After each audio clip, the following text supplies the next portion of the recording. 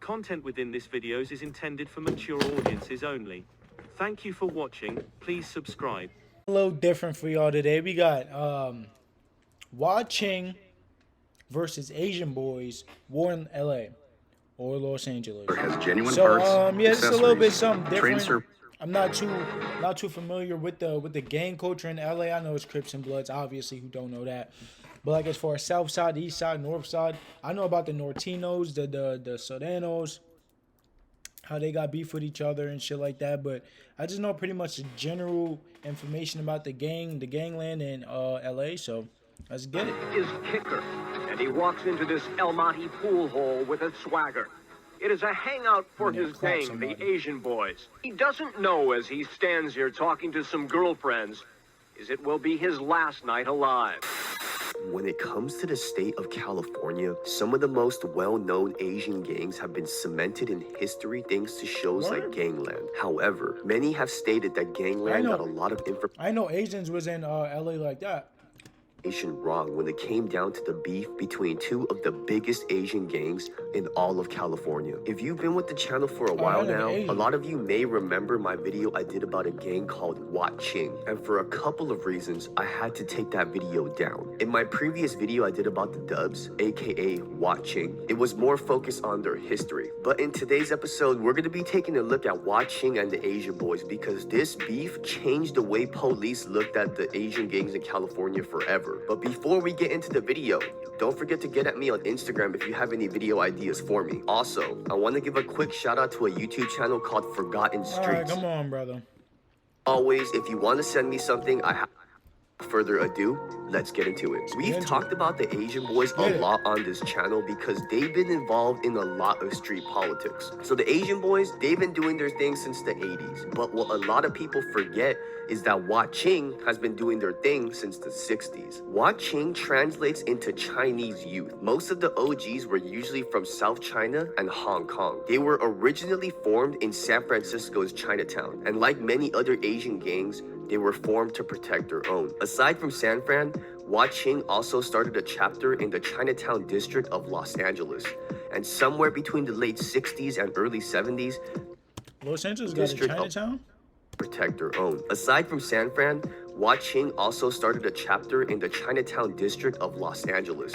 And somewhere between the late 60s and early 70s, they had spread their influence to the San Gabriel Valley. But before the Dubs and the Asian Boys had their infamous altercation at that El Monte pool hall, a lot of shit went down because the Dubs were having their own issues up in San Francisco. Ching started off as a small-time street gang, but eventually became more organized and powerful when they linked up with the Hop Sing Tong. Tongs were formed in San Francisco's Chinatown, and their history goes really deep. We're not going to touch too much on the history of Tongs in this video, but to make a long story short, they were basically secret society groups that engaged in all kinds of activities, both legal and illegal. The Ching became the primary protector of the Hop Sing Tong's illegal gambling houses. In the late 60s, the Hop Sing Tong created their own youth gang to protect their gambling parlors. Sometimes the Hop Sing gang was referred to as the Hop Sing Tong, but it must be stressed that the Hop Sing Tong was not a criminal organization. After Dubs and Hop Sing linked up, Ching began to take over Chinatown pretty quickly in San Francisco. By the 1980s, Ching had practically taken over San Francisco's Chinatown thanks to the help of the Hop Sing Tong and the Hop Sing Boys. Things were going smoothly for Ching during this time, but all of that would come to an end when the Wo Hop To came into the picture. Fuck is all these names? Wo Hop To, Ching, La Chow, Lao Tzu. Against Asian organized crime. Biggest catch, this man, Peter Chong. Chong, known as Kao Fu, or Uncle, is the reputed West Coast head of the notorious Hong Kong-based Wo Hop To gang. The Wo Hop To were basically triads, and their plan was to get all of the Asian gangs of California under their wing. The Wo Hop To offered Ching to join their alliance, but the Dubs declined this offer. Who's the Dubs? When he says the Dubs, who is he referring to?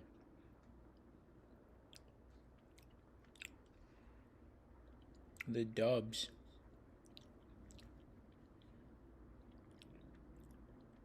The Dubs. Resulted in the Wo Hop. Does he mean the Asian Boys when he said the Dubs? killing several Watching members, including their leader, Danny Apai Wang. And I apologize if I mispronounced his middle name. Chow approached Wang to join. You're but not Wang trying to get into refused. politics. This resulted in Danny Wang getting shot and killed in April 1990. Without their beloved leader, Watching gang members decided to join the Wo Hop To. The rest who were loyal to the gang fled to LA. This killing pretty much disbanded the San Francisco chapter for Watching, causing many members to switch sides or move to Los Angeles altogether. While all of this was going down in San Francisco, Watching's Los Angeles chapter was growing stronger and stronger by the day, and this is the chapter that went at it tough with the Asian boys, making their beef known nationwide. But it wasn't all smooth sailings for Watching in Los Angeles either. By the 1990s, Watching's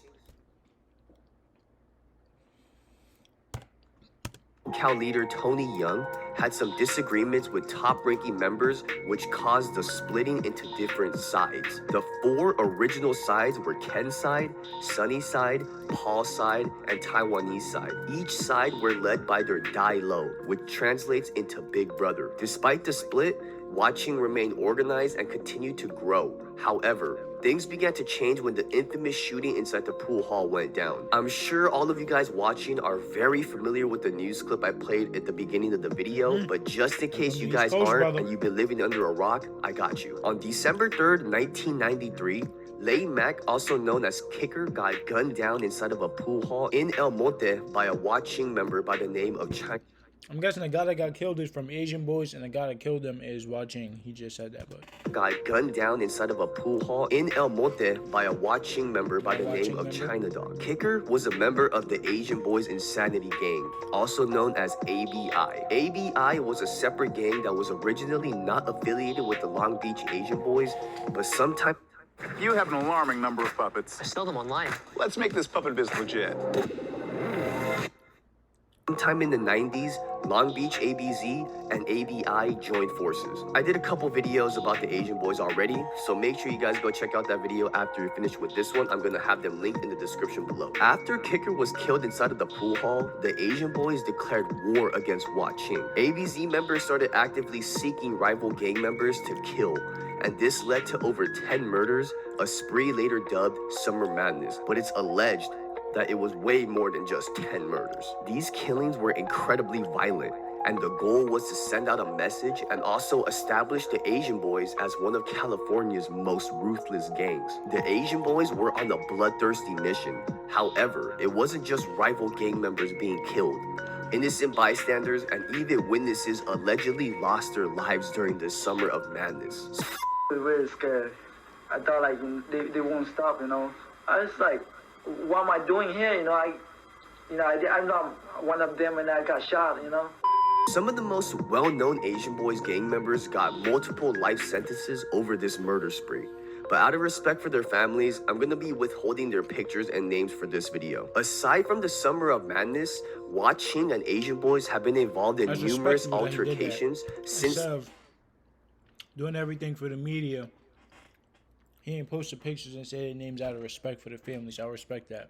90s and 2000s, but it's safe to say a lot has changed since then. This pool hall shooting disrupted a couple of things for Watching in the San Gabriel Valley. At the time, Watching was a much bigger group than ABZ and ABI, so they were able to hold their own and they weren't completely pushed out of the SGV. But in 2002, the FBI arrested 12 high-ranking members of Watching from each of the main sides mentioned earlier.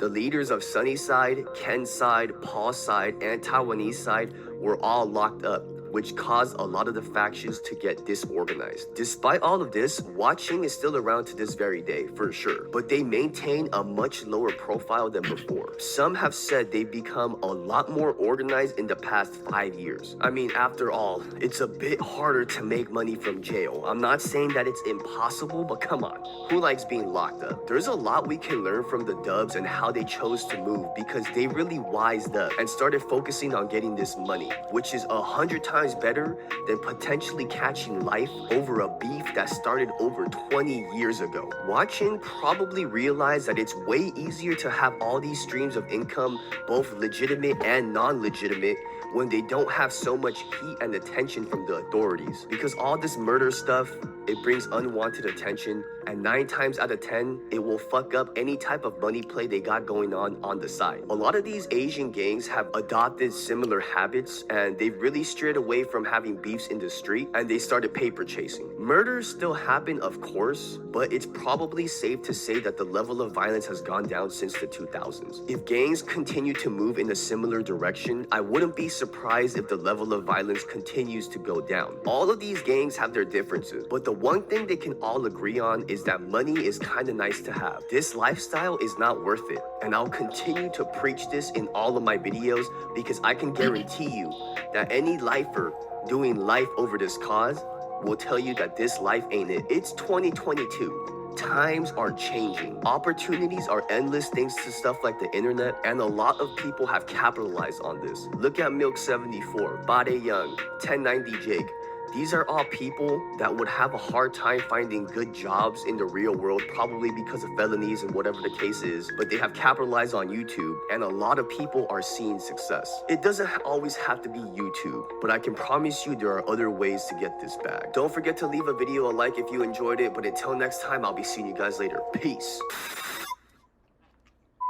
Man, some of these other guys the same 17, 18 get charged as a thought and got life, you know what I mean? Like, when you're that age, man, your head is not really in the right place, you know? Damn, you just made that one mistake that... I will say that although he relayed all of this information to us about the gangs and shit, the culture, the history behind the gang wars and whatnot, I really like the fact that he emphasized the point that that gang shit is not worth it at the end of the day. Because if you do ask a lifer if it was worth it, they will say no. It's not worth risking your life and going to prison for life. Or now, I will also say some people born in those situations, they have no other choice. And yeah, that's them. But if you have a choice and you're just doing it to fit in, or you feel like you got to be cool or some shit, or you're doing it just for the money, it's not worth it, bro. I promise you. I know too many stories of people who went to jail and got killed and shit like that. So I like the fact that he made it clear that that shit is not worth it, and this is just entertainment. It's social media, and you know, I like this dude who made this video, Sergio Quan. I like him because he keeps it real. But at the end of the day, it is what it is. So without further ado, I'll catch y'all next video.